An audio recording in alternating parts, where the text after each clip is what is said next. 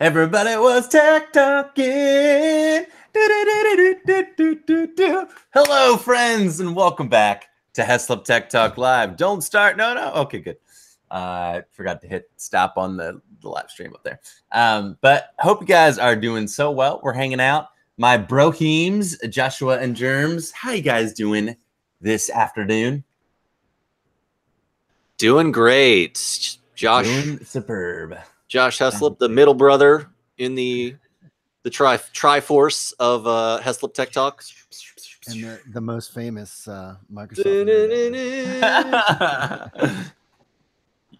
Stop it. Just stop it. Stop. You can find me at youtube.com/Josher14. Right above his shoulder, he shows a little his logo. Got my in wood nail. Can you somehow put it up on the over your left shoulder, like mount it, or your right shoulder rather? Yeah, I could it up, like up in the corner so that it's always in the top right corner. In the top right there corner. in the frame. That'd be pretty nice. That'd be awesome. So. Jeremy, how's it going out your way? Doing very well. Glad we are talking tech and talk. Tech and talk. We're a little early today, friends. So it's crazy town. We had a little bit of scheduling move around, so it's good. And we're actually on a Thursday, so who knew? But Techtober, we're doing rapid fire, quick tech talker here. But we just have a couple quick things we're jumping into. It's Techtober is continuing, and we're only 18 days out of it, and it's hitting fast. So it's been a lot of fun. We've already had LG V40, Pixel 3. Pixel 3 launches today. There may or may not be a plethora of videos coming your way from my channel here coming up pretty soon. Whenever FedEx rolls into town, if you know what I'm saying. Joel, I'm gonna need you to be like Flossie Carter, but with all the phone case reviews, be like, "Hey guys, this is Floss, and I'm just gonna tell you about Floss back with you. We coming in with these with a straight top down, and you all used to just see his hands." He's like, yeah, this is good, man. I got some amazing phone cases for you from the Spigen, and oh man, the black carbon is hot right there. Them Ron keys. He never says anything right. Like the speak high spike. This case is good. I love it. 2 thumbs up. Oh yeah. But I might. Speaking of that, we got some action to roll through here. What? To roll through over the next couple weeks to see what we got here. So thank goodness for some Amazon deals. We're rolling in. But starting out, there was some pretty interesting phone launches this week, and there was actually a surprise. Like, who knew we could actually get surprised in the tech industry? There was something that didn't leak. We had a triple phone launch from Huawei, our Chinese friends, that United States apparently doesn't want us to sell the phones here.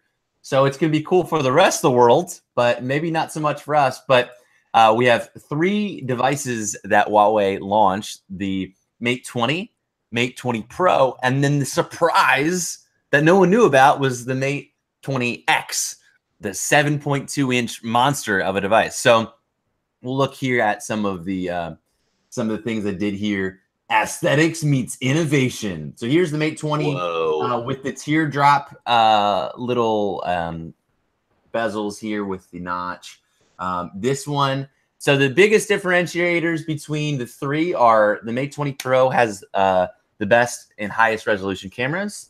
Mate 20 Pro has a in-display fingerprint reader. So it's actually in the middle right here.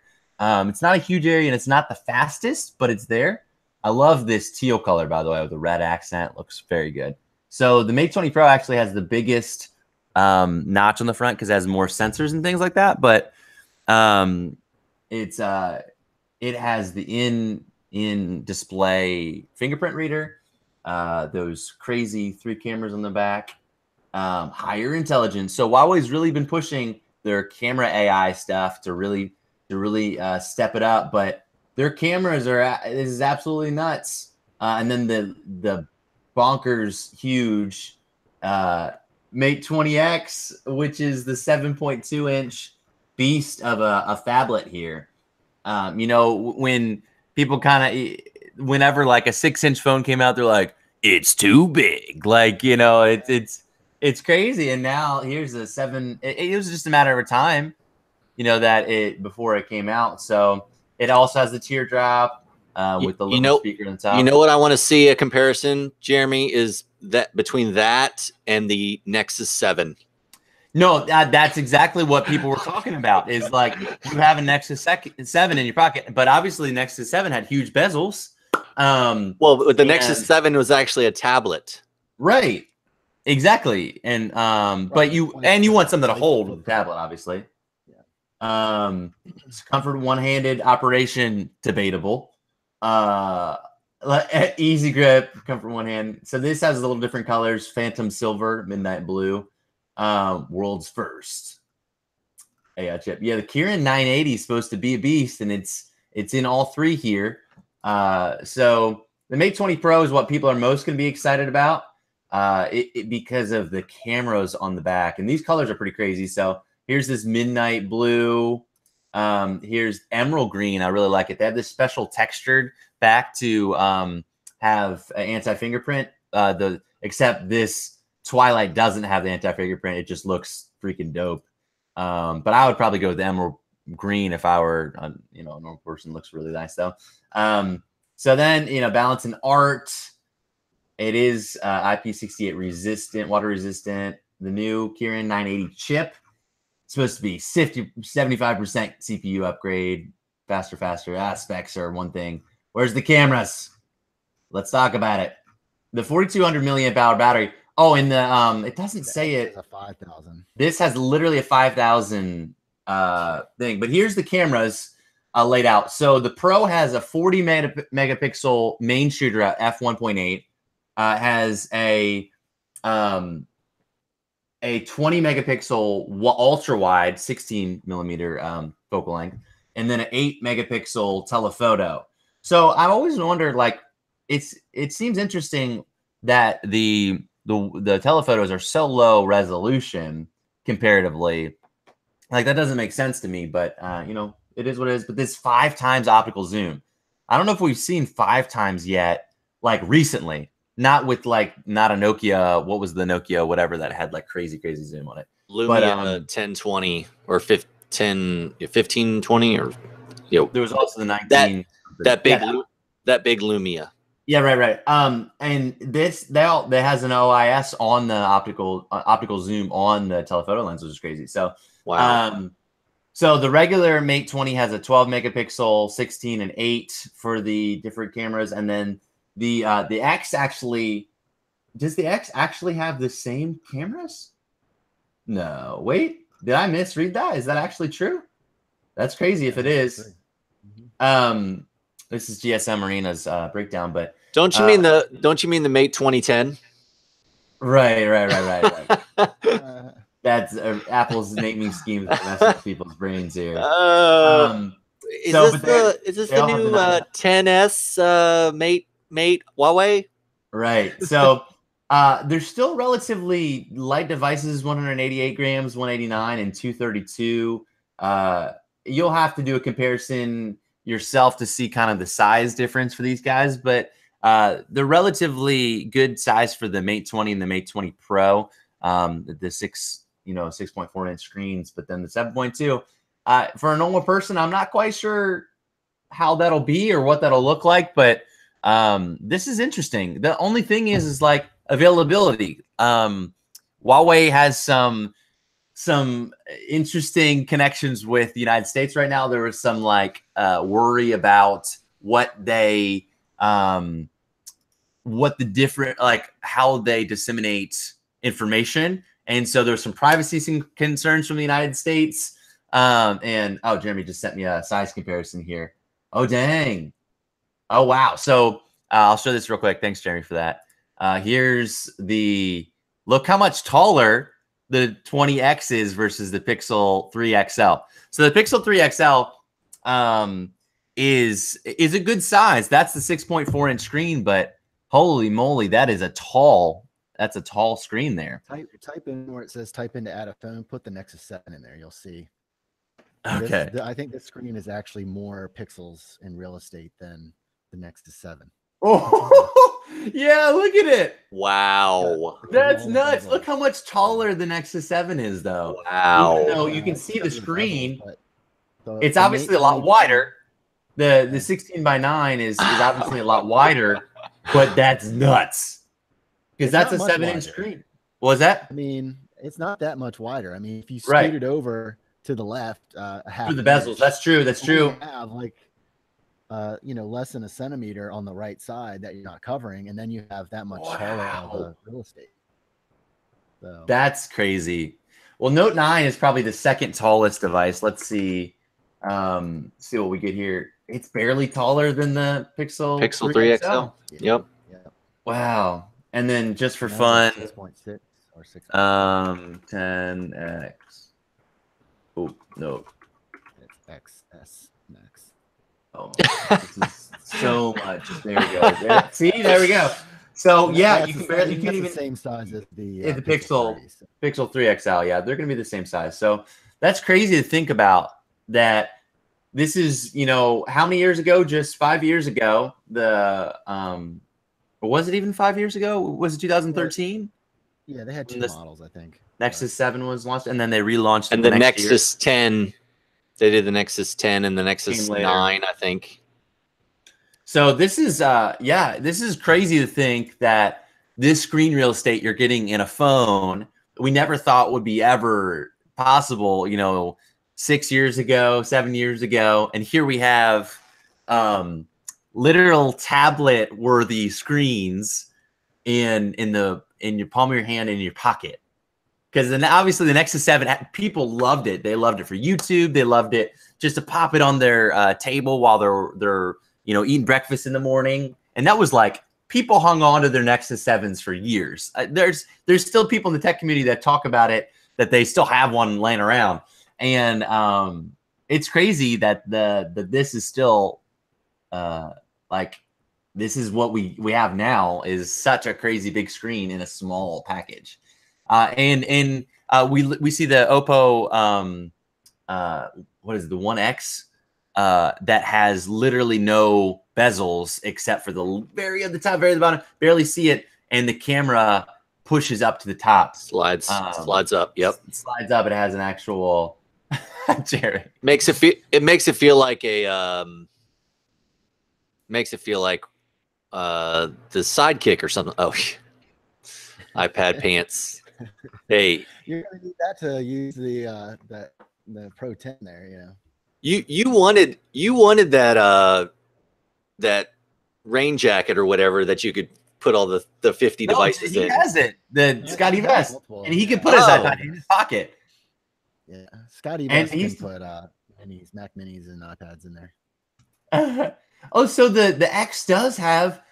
Here they're showing it. Man, I wonder if there's any difference in the X's quality or what it is.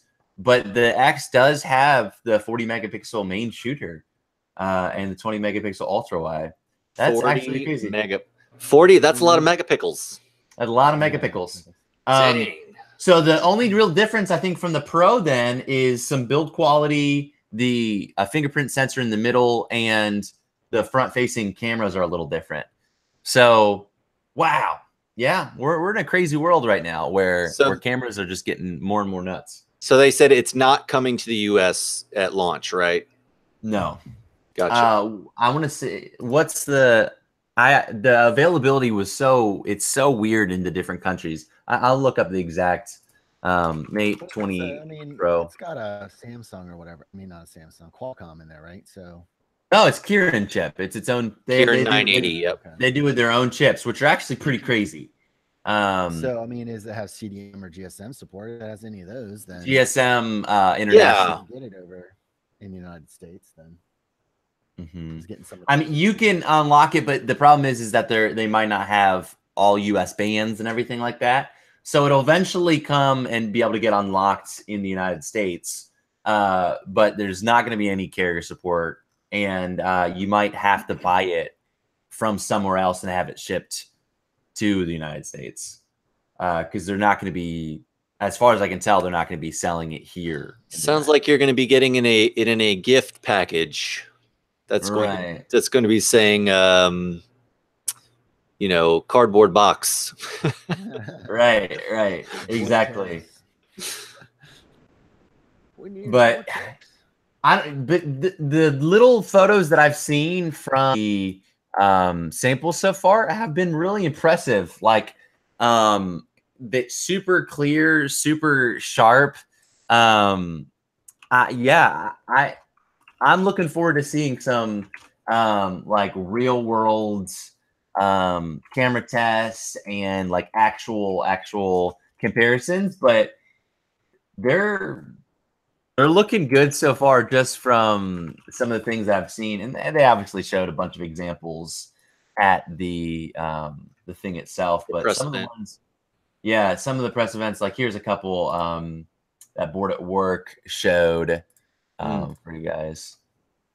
Here's some low light here, variety of shots, no edits. He said here's low light. This is just normal lens, and here's their aperture mode, which is blur mode. You can see some that seems very, very aggressive. Obviously, this is Tim Schofield here, Cubic King 77. What is it? 18? I don't remember his numbers, but it's pretty crazy. I mean, it looks pretty impressive.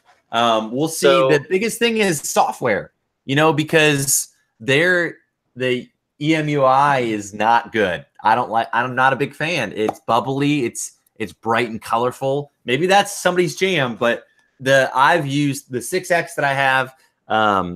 It's just too much, and the Kirin chips are fast and they're very good and optimized, but who knows about what we're going to get with software updates in the future. So here in the chat, here's a link to the PC World's Huawei Mate 20 Pro, the best phone you shouldn't buy. That's current. It has 166 likes, 168 dislikes. oh. Hey, maybe somebody from Huawei, 168 of them liked it. Unrelated note, this is an indoor low light Pixel 3 XL wide angle selfie. Like, that's crazy that it looks that good. Nice. But anyway, that was just unrelated. That he just had that as the next photo. But yeah, it's pretty crazy. Well, speaking of some mysteries and things that we're getting a surprise, Apple decided today to just be like, "Oh, hey guys, one more thing," and say Apple is coming out with an event on the 30th. Jeremy, what kind of insights do you have for us on this mystery update event on the 30th?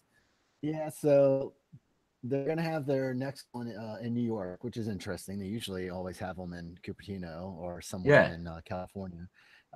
And I mean, this isn't unheard of. They have done multiple events in the year, but typically they wait till after the new year. So that's interesting to me. But they say that this is their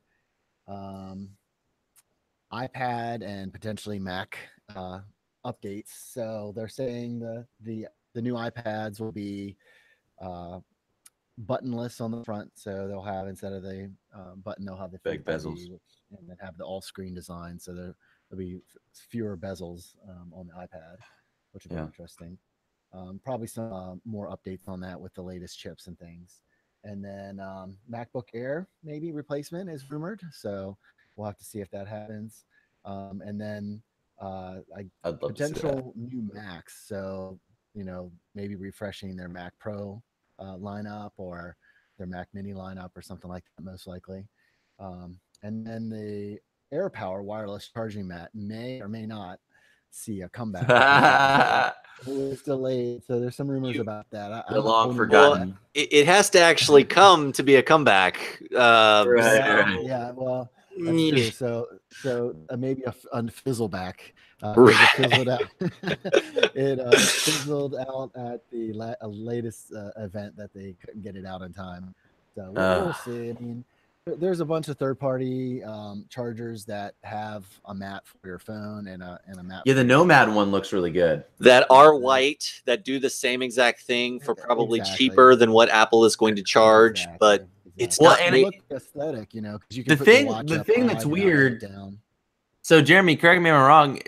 Apple went with, instead of a 10-watt standard, they have a 7-watt standard, and so unless you have like certain chargers don't give full fast wireless charging for Apple, unless it's like they have a weird standard for how their Qi chargers do fast wireless charging.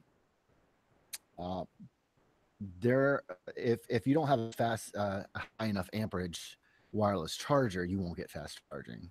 But it's standard Qi, so any Qi charger will charge it, but you have to have one that has the higher amperage and specifications. I think that's the same for large phones in general. Yeah, I was just reading that like the way they registered it on the phone level, they had like a weird thing where it's like 7 watts or something like that, and that it will put it faster or slower depending on something like that. So I need to look more into that. But like the reason I saw that is because people were posting all these wireless chargers on Slick Deals and other places, and they're like, "Will this get the full charging for my iPhone or not?" And they're like, "No, it needs to be at least this, for yours. Whereas this would work fine for." So it's interesting. But yeah. Yep. So here's a real question: how many fast Qi chargers could charge Qi if fast chargers could Qi charge? Oh my God. Charge Qi. Blip, blip, blip. Exactly. So I have a MacBook Air still from 2013, and it's still kicking. It's doing fine. It'd be fun if they. How much does the current MacBook Air weigh? That's still your. Okay, Google. It's in. I don't know. That's a good question. But there's still. How much does the MacBook Air weigh?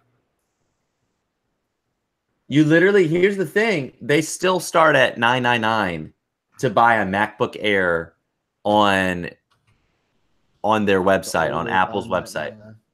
On old software here. 3 pounds. 3 pounds. 2.96 pounds, but thin and light. 2.96, yeah. I mean, so this is a pretty old processor at this point, pretty old stuff. I mean, they've done some small tweaks and small updates here and there, but it's the same hardware, like same physical chassis, I should say. So 2.96, how much does the actual MacBook weigh? How does it work? Yeah, I think it is 2.03 pounds. 2.03. So the right 12 now, the 12-inch MacBook, the 2015. Yeah. And so the Air is what? 14 inches. 13. 13. Yeah. 13. So this is a little bigger. Air's 13. MacBook is 12. Mm-hmm. So if the Air is going to be a little bit bigger. They'll probably put the Retina screen in it if they refresh it. And yeah, because it has a weird 720 resolution. Yeah, so we'll see. Yeah, the new Pro iPad Pros. That's a good rumor for the 30th event. Like, what's going to happen with that? I mean, so you think they're going to call them Pro XS Max? Right. Naming will be fun. How many PXSs can you buy? Yeah, it's hard to have an original name these days. There's so many. At least it's better than old things like Nokia 72939 or 3380. Yeah. Yeah, but then you still have LG. They're like LG V40 Thin Q. And then they did LG V30 Plus, and they did V35. Like, LG, please, you're losing money hand over fist with your mobile division. Like, you're losing tons of money. Your TVs and your displays are doing great. You're making lots of money off those, but your mobile division is getting crushed because I don't know, their marketing it's just not it, Chief. You know, they have Aubrey Plaza coming on there to talk about the G7, which is cool, great, get a celebrity in.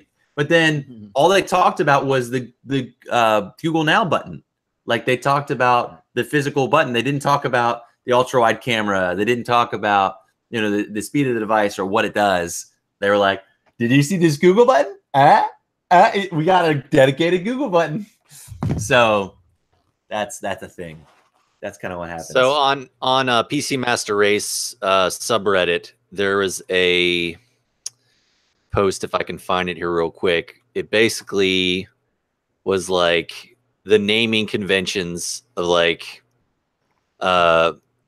everybody one-upping everybody. So it was like Fallout 4 and then Fallout 76 and then Windows 3.1, hold my beer, Windows 95. Right. And it was like Warhammer and then Warhammer 40,000. The last one, oh man, I want to find it so bad because I can't remember the last one. Was just like something crazy.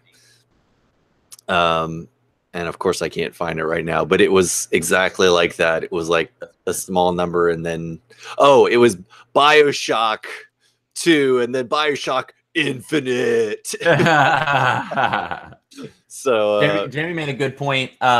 Speaking of LG, so on the 3 and the 3XL, everybody was like, "Oh yeah, the screens look very like nobody could tell the difference between the 3 and the 3XL screens." Come to find out, the 3XL has a Samsung panel and the 3 has an LG panel. So kudos to LG, because everybody was saying Samsung has the best panel. Samsung has the best panel. iPhone's using Samsung panels.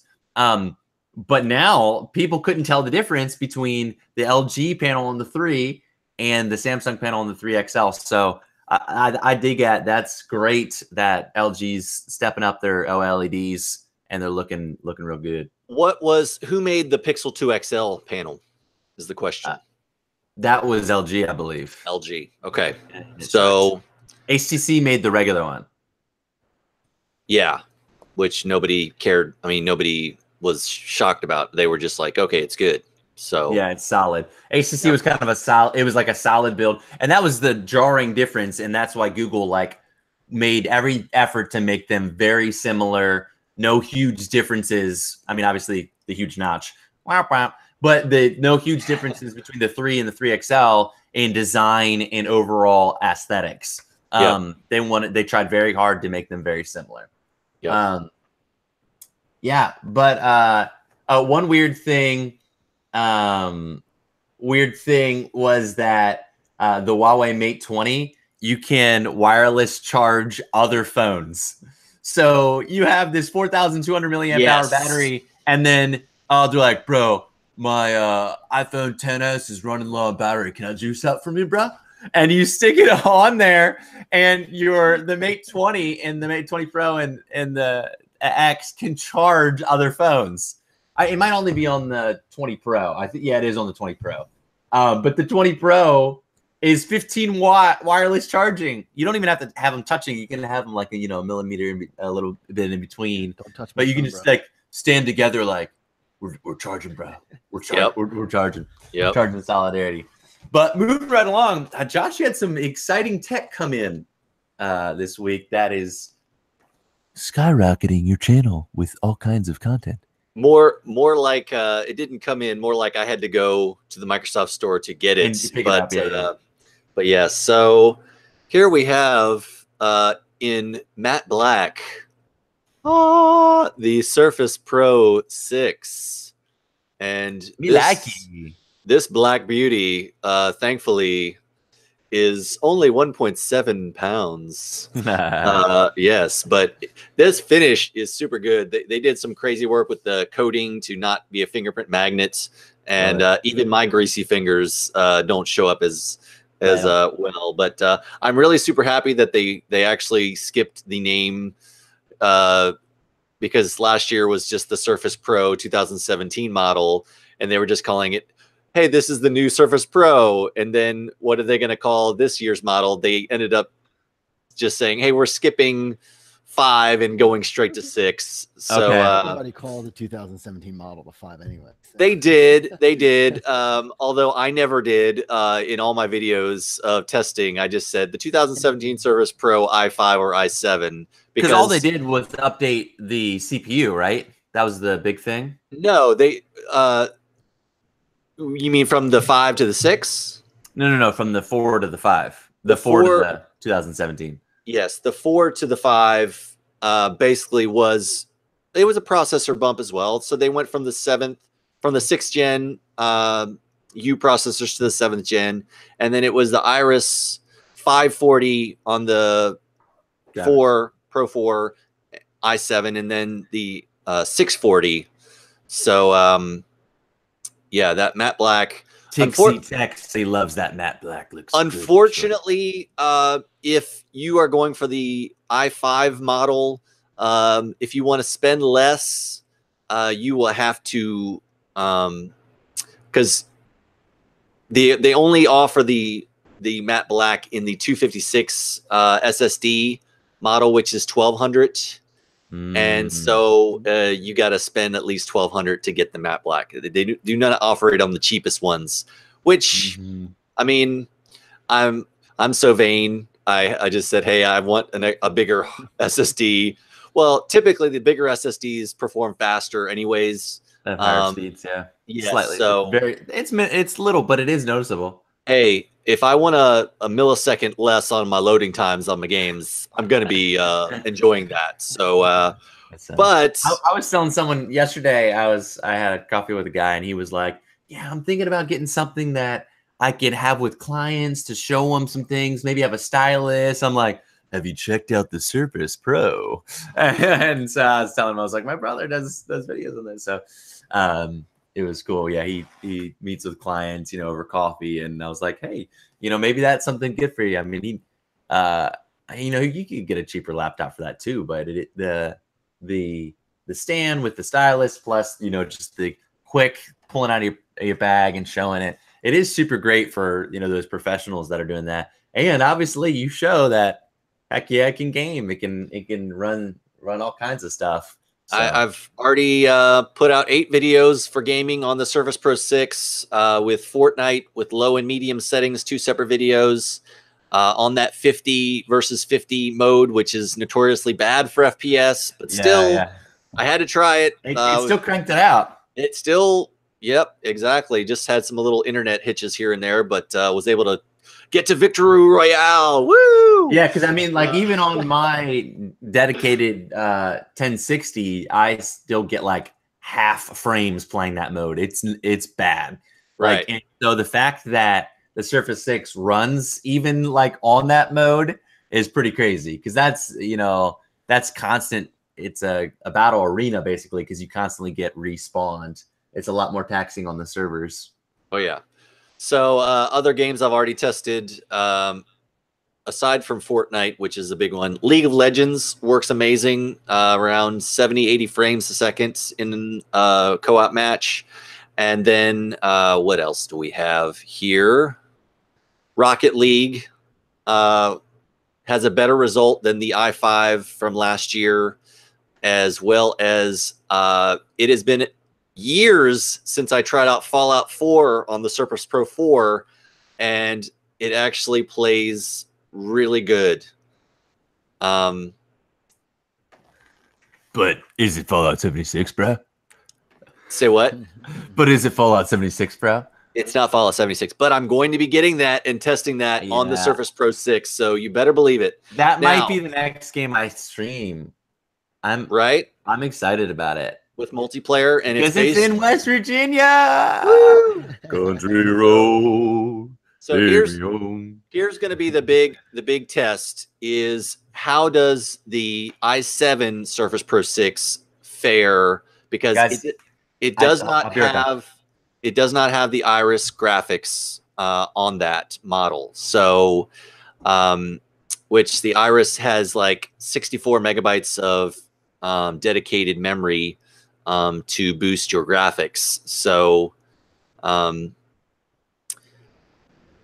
Tika's Tech question, can you still boot Android emulators? Yes, you can. I tried out BlueStacks 3 on the Surface Go 8 gigabytes and was able to play a few games on that, which it didn't do as well because it has lower spec graphics. But yes, I've definitely have tried out some BlueStacks on the Surface Pros in the past, and planning on doing another Android emulation video on the Surface Pro 6. So should be able to play some Android games and apps no problem. Glad they skipped the M3. It just always seemed like that was, even though it was a budget item, didn't seem like it was up to par for really doing anything useful. Yeah, with the size versus the performance. Yeah. I mean, yeah, it was great to have. Joel just got his Pixel 3 XL, y'all. So represent Android. My doorbell rang, and I was like, what was happening? And then I realized I just joined Team Pixel. Team Pixel. Oh, yeah. But yeah, so, yeah, they basically made the base model the i5 fanless edition, which is what I have. I just have the next spec up with the 256 SSD. So the base model is now, don't get me lying, because I think it's $1,000. Yes, $1,000 hairs. So Surface Pro 6 base model from $899, so $900. But they got rid of the 4 gigs of RAM, and so now 8 gigs of RAM on the base model. So don't have to worry about that. You just get a 128 SSD, but it still has micro SD expansion, which I had not taken advantage of it at all until I got the Surface Go and was able to run Doom on an SD card. I was able to run WoW on an SD card and run GTA 5 on a micro SD card with no problems. It's wild. And I only bought the U1 SanDisk, which was like, you know, like I think it was like a 75 megabytes per second card, which I bought for like $25 on Amazon. So you can get way more storage out of a little micro SD card for all your videos and photos, and I think, and you can obviously install games on the SD card in a pinch if you don't need all that loading time savings with the SSD. So, but some new developments with my Surface Gaming relationship with Microsoft.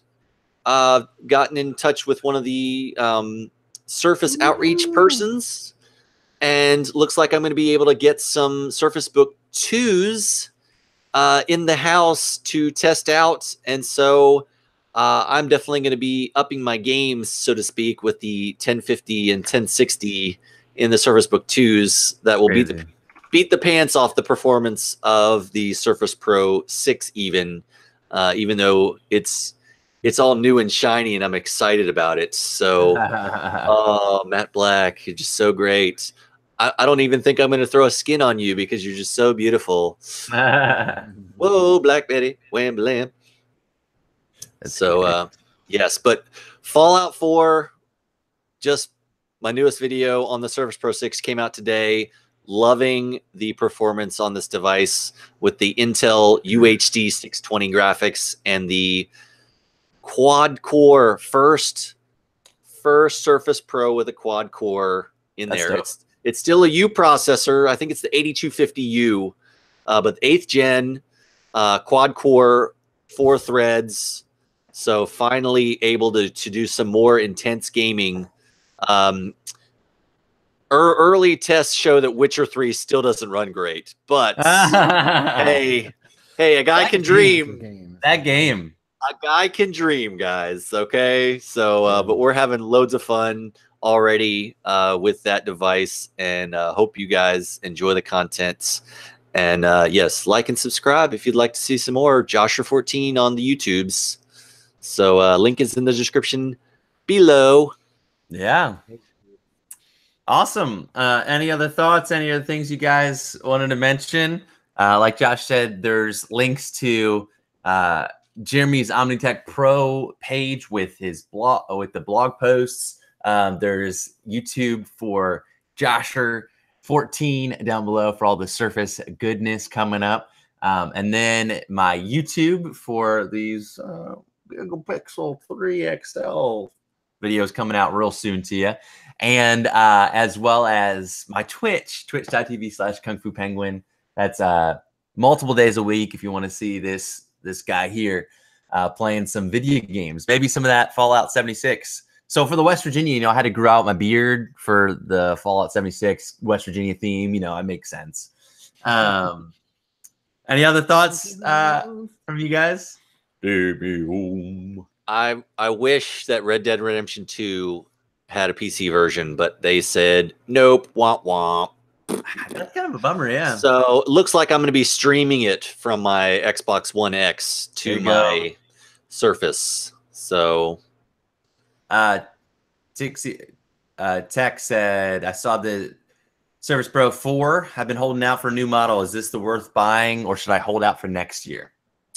Well, I'm going to say wait until I get the i7 in my hands, which should be, I'm going to give this one a good run and test it as best I can, and then upgrade to the i7, because the i7 has an internal fan, increased base clock and boost clock. It still has the same UHD 620 graphics, so I want to compare those two between the i5 and the i7 to see how much of a jump you're missing out on with Iris versus non-Iris on the i7, to see if that's basically worth your money. If you want a game, if you want to do video editing, Daniel Rubino from Windows Central already said that the multi-core score and the single-core score on the i7 is way improved over the i7 for the CPU scores for Geekbench. So yeah, okay. for just main performance, they did outdo themselves for that. So if you're, yeah, and it'll still game just as well as the i5. So if you're happy with the i5 and you need some more horsepower for doing video editing, doing coding, virtual machines, stuff like that, I would say get the i7. The base model is, I think, 1500. So yeah. But time will tell. I mean, it just came out here on Tuesday, and now here we are on Thursday. So I've had 2 days of, but the jury's out. It's already performing better than last year's i5.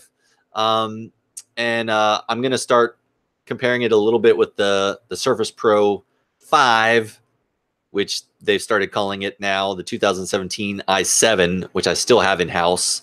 So we'll have to see how that stacks up with the i5 and the i7 from this year. Sounds good. Any other thoughts, Germs? Nope. Check out the blog. If you have any comments, let us know. Lots of goodness. Lots of goodness. If you don't follow Jeremy on Twitter, go do that, because he has lots of great tech advice, security advice, all kinds of stuff like that. The social media links for all of us are down below. Feel free to check that out. And feel free to comment on the videos for any questions you guys have or any things that you want to see in a future video. We'd love to get your input and maybe do a special tech talk on certain topics sometime like that. So thanks for watching, guys. Thank you for hanging out. I hope that you have an incredible day. Looking forward to all the new content on the channels. See you all later. Peace. Pumpkin spice.